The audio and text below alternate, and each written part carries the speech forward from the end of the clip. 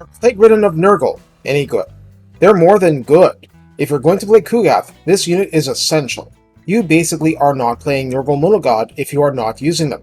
Fortunately, Kugath gives us access to them pretty early besides the one you start with, so as long as you avoid a complete campaign defeat, there is little prospect of completely losing access.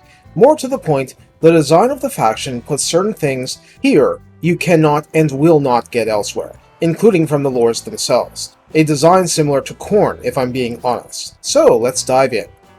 Please like, subscribe, comment, and consider donating well-sprayed gold coins to my Ko-Fi treasury.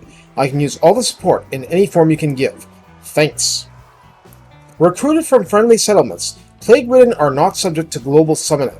They cost 250 upkeep per turn before getting their mounts. Each comes with 4,308 hit points, and note that traits may alter some of this depending on the individual. Armor is 30, which is notably squishy, but 20% physical resistance and 15% missile resistance are meant to offset that to some extent. Leadership is 65, which is pretty healthy, and pretty necessary considering that evaporation rather than fleeing is the result of breaking in battle. Speed is 27, as in Plague Bearer speed, so painfully slow. Melee attack, on the other hand, comes at a default of 40 and is both magical attack and poison.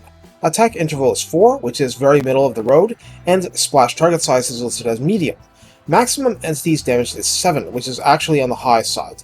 This means they're fairly competent at slapping around hordes to assist your front line.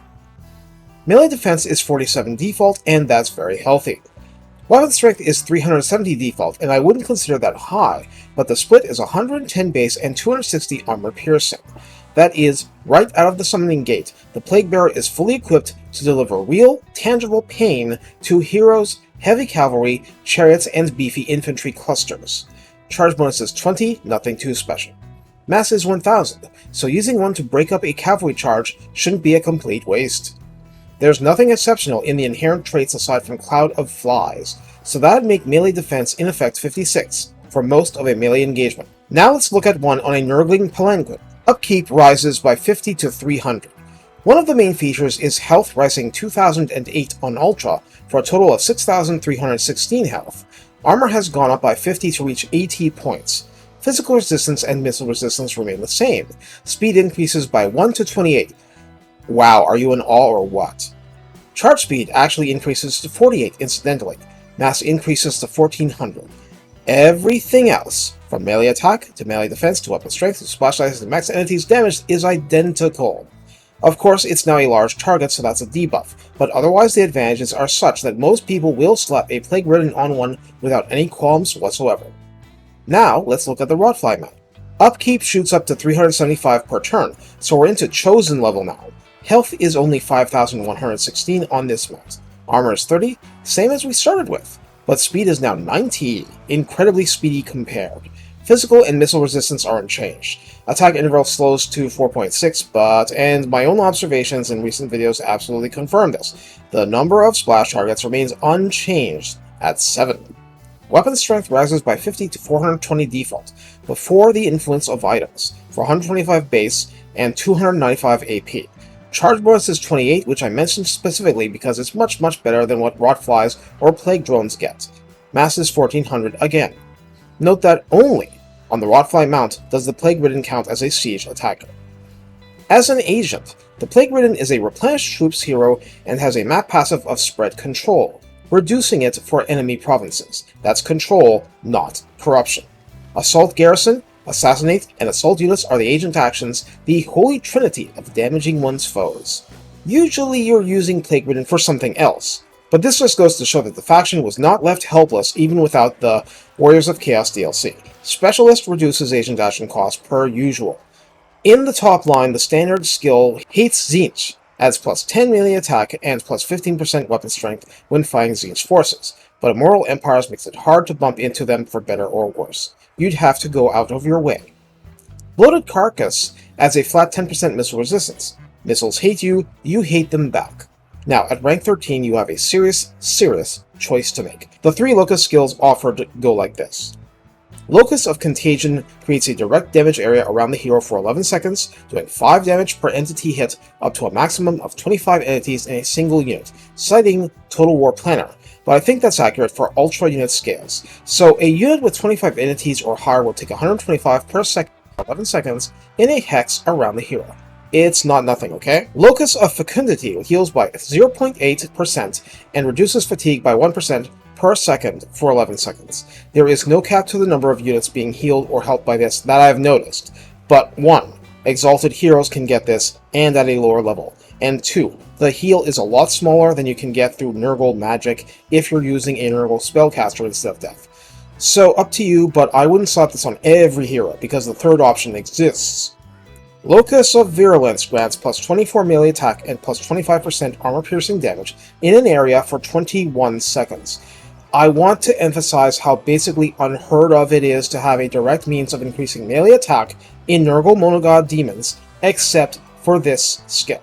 Yes, you can debuff enemy melee attack easily, yes, you can reduce armor with Soul Blight, and so on and so forth, but actually increasing melee attack basically comes down to this hero, which is why it's indispensable, even besides the magic. So I'd say most of the time, pick this one. Not always, sure, but make sure you have this base covered enough of the time, because it can help your line infantry stuck in the 30s or 40s of melee attack get a huge chunk of burst damage in. The armor piercing should be kept in mind also. For magic, I won't dwell here. Death has been with the game since its inception, but recently they made Purple Sun less janky so it's more reliable. If you can pin a big fat blob down though, Blight Boil is going to rock your world. Other spells are expensive but absolutely useful, because sometimes you genuinely have no better option than to stick Rancid Visitations on Gorst. Or Grimgore. Yeah, they're kind of 1 and 2 for this sort of thing.